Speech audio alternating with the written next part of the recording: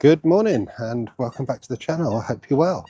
Friday the 28th of February 2025. First day of spring tomorrow. Woke up with the birds singing about 6 o'clock. Beginning to get a bit warmer. It's supposed to be sunny today, but it is a little bit overcast. We're at Caldecott Lake in Milton Keynes, another nature reserve. Milton Keynes very good for providing areas for walking and nature reserves. This one's a big lake on the eastern side. I think they've got a rowing club here as well, so it's a nice place to visit. I was thinking the other day, it's been 3 years since I've been living on the boat, and I remember the phases that I went through when I first decided to become a narrowboater. So today I thought I'd put together this video of what I've called the 3 phases of narrowboating. Now, the first phase is what I've classed as the excitement phase. Now, for me, the excitement phase started around about August, September of 2021. Yes, 2021. When I was living in Spain, I decided that I was going to come back to the UK. And as I've said in other videos, I didn't really want to go back to living in bricks and mortar at that time. So I decided to look at the alternatives, and narrowboating was one of those alternatives. So I went onto Google and had a look and came up with Apollo Duck, which is a retail app and website where you can find lots of different boats. They're not necessarily the broker, but they advertise all the boats that are for sale in the UK at that time. So I found my current boat that I'm living on, and that's when the excitement and the realization dawned on me that it was a lifestyle. It was what I wanted to do. So I went to look at the boat and decided that it was the one that I wanted. So I bought the boat in December 2021 and moved on to it in the January of 2022. Now, part of the excitement at that time was that the boat was quite old and quite outdated. It was very 1970s, lots of dark wood, and the layout wasn't what I wanted. It wasn't really very good for living on board. So I decided to make it more of my own boat. So I started painting it, started making the layout much better, got rid of the bench seats and bought a 2-seater leather sofa, redesigned the kitchen and just made it more comfortable for living on. So after a couple of months of cruising back south, I started to notice that the excitement phase started to wane a little bit, and what I call phase 2, the realization phase, kicked in. The "oh, what have I done" phase.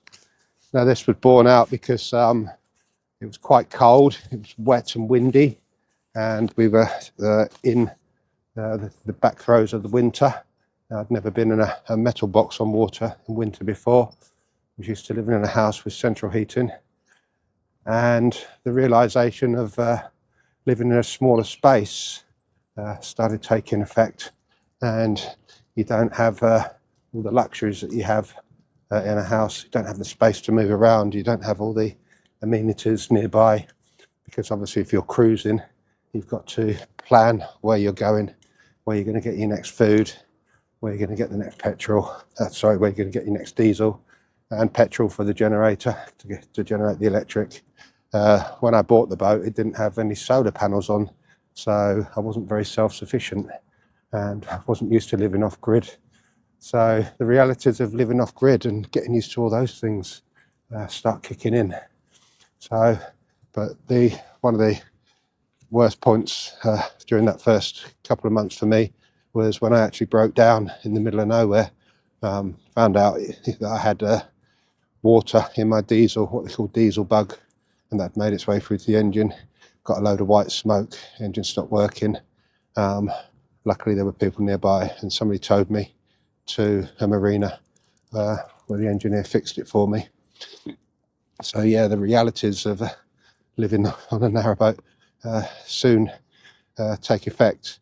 And I think it was around about April, May time that I wondered about whether living in a marina would have been better than continual cruising. So in Derbyshire, Mercia Marina, one of the big marinas in the UK, had a vacancy for me. So I pulled in there and I took on a residential mooring. It wasn't one of the cheapest moorings in the UK. I think it was something like £450 a month they wanted. But it wasn't what I wanted in the end, because I wasn't used to living in so close proximity of other boats. Marinas like that, you're moored up side by side, and literally you could open your window and put your arm out and offer a cup of tea to your neighbour. So it wasn't really what I was looking for, but at the time I thought it was.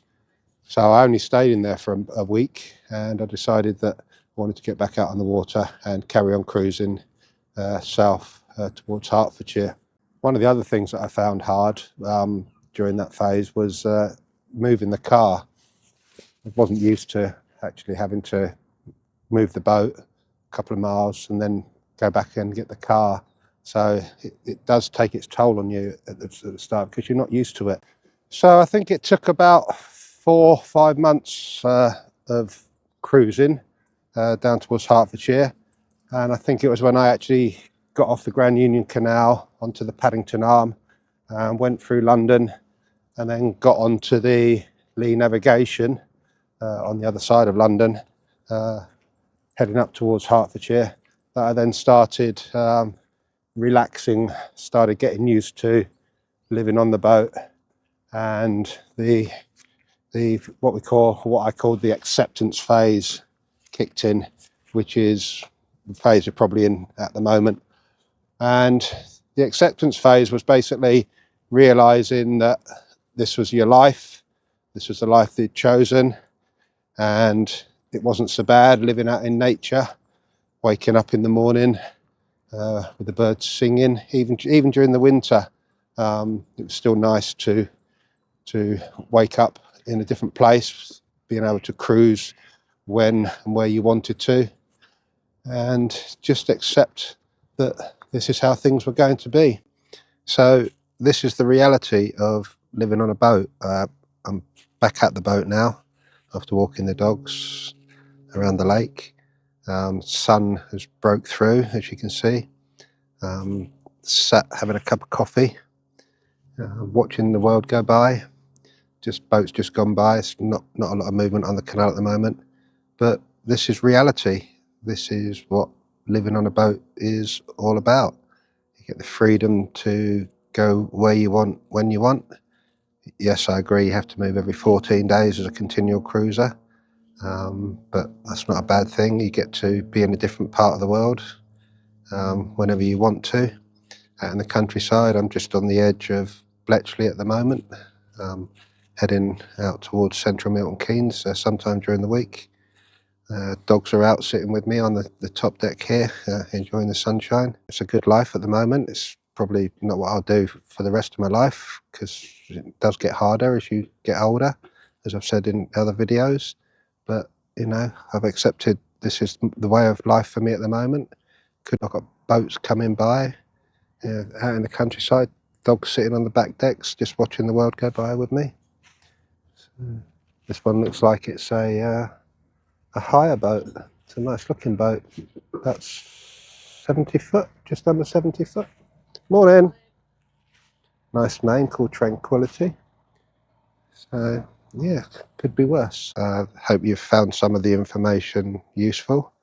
If you've got any questions, then feel free to ask them in the comments, and as you know, I'll always answer the comments. Thank you to the members of my channel. I really do appreciate it. So take care, have a great week. Thank you very much for watching, and I'll see you again soon.